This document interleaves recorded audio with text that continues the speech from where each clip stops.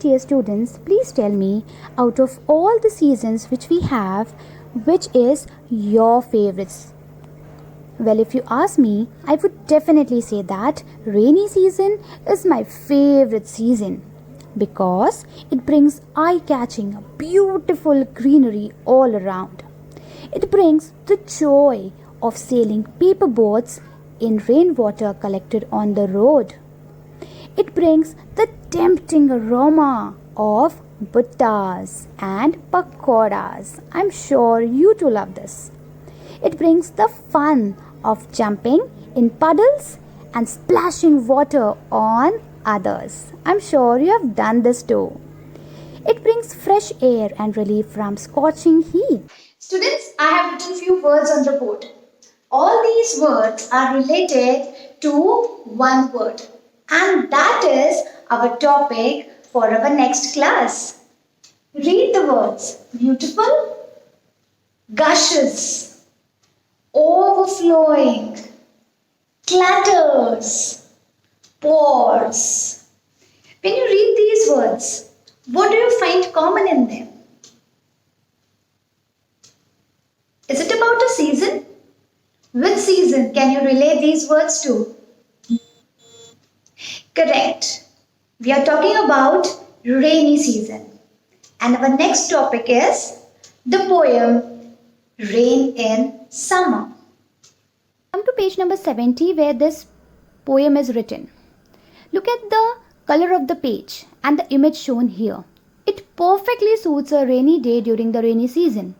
Let us read what is written here. Rain in summer. Do you enjoy the rainy season? Do you like to watch the rainfall? Students, please remember to send your replies. Let us discuss about the poet.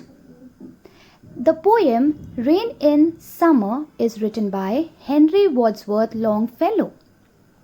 He was an American poet and also known as nature poet because many of his poems are written on the topic of nature and are known for musicality. Let us learn the new words introduced in this poem. First word is fiery. It means full of fire or burning. Second, clatter. Clatter means a loud or rattling sound. Tramp of hoof means heavy footstep of animals. Gush. Gush means to flow out quickly and in large quantity.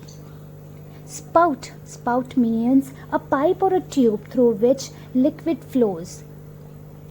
Students, now please take out your Oxford ink text and come on page number 70. We will start reading this poem Rain in Summer, written by Henry Wadsworth Longfellow. Students, I will like you all to read aloud with me when I am reading this poem in this video. How beautiful is the rain after the dust and heat. In the broad and fiery street, in the narrow lane, how it clatters along the roofs like a tramp of hoofs. How it gushes and struggles out from the throat of overflowing spout across the window pane, and swift and wide with a muddy tide. Like a river down the gutter roars the rain, the welcome rain. I want to know from you all, dear students, which all changes do you notice just before the rainy season? Also tell me, what are your activities on a rainy day? I will be waiting for your replies. Remember the students that like a prose or a lesson is divided into different paragraphs. A poem is divided into different stanzas, and Each stanza has a rhyme scheme. I'm sure students, you are eagerly waiting to discuss this poem. So, we will now start reading from the first line of the first stanza. How beautiful is the rain. Students, you can see that this line ends with an exclamation mark. It simply means that this line is written and read with great excitement because it is giving end to the dust and heat of the summer season. We will now continue to read. In the broad and fiery streets, in the narrow lane, how beautiful is the rain. The poet simply wants to say that the rain is not partial. It is serving all the areas with rainwater equally, and every inch of the road is wet with the rainwater. Not just the broad roads, but also small and narrow lanes, which means gully in Hindi. How it clatters along the roofs like the tramp of hoofs.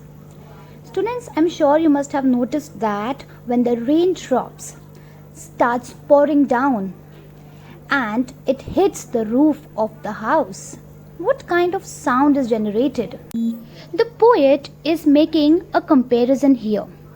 Can you tell me, students, which two things are compared here? Exactly. The poet here is comparing the sound of heavy rainfall when it hits the roofs to the marching sound of the hoofs of animals. Close your eyes for a few seconds and try to compare both of these sounds. Students, in the first stanza, we welcomed rain. It was just the beginning of rain. But now in the second paragraph, the poet is talking about heavy rainfall. How it gushes and struggles out from the throat of overflowing spout. These scenes are such a treat to watch. When the water gushes out from the spout and spills over the road. Isn't it amazing? So students, whenever it rains heavily, you will look out of the window and try to search for such a view where you can see water gushing out and struggling out of the throat of overflowing spout. Okay, across the window pane. Students, this is also a very delightful watch. When you are sitting home and you see that it is raining outside, you see that the water droplets, they collect on the surface of our glass windows. Students, here I will ask you to give me a simile for the raindrops collected at the window pane. Now let us move to the third stanza. It pours and pours. So here the poet wants to tell us that it is not just raining, but raining heavily and continuously. So he has used the word pours twice in a single line. This is also called as repetition. He says it pours and pours and swift and wide. That means the rainfall is very quick. The drops are falling very quickly, smoothly and wide. That means till the place that you can see, it's just raining and raining. And it is absolutely mesmerizing scene. And swift and wide with a muddy tide. When the rainwater comes in contact with the dust or soil, it makes it look muddy.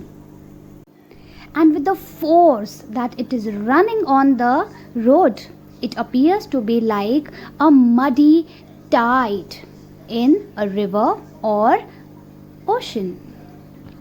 Look at the beautiful comparison poet is making in each line. Like a river down the gutter roars. That means there is so much water in the channel under the road that the water is flowing with a force, and the force of water is compared to the roars. Students, do you really think that a river or a gutter roars? Well, no, but this is the beauty of writing, especially in a poem. The poet has purposely used comparisons to bring the lines beautifully and compare things to create imagination. The rain, the welcome rain. So students, with this we have finished this beautiful poem, Rain in Summer. The copywork for this poem will be shared with you soon.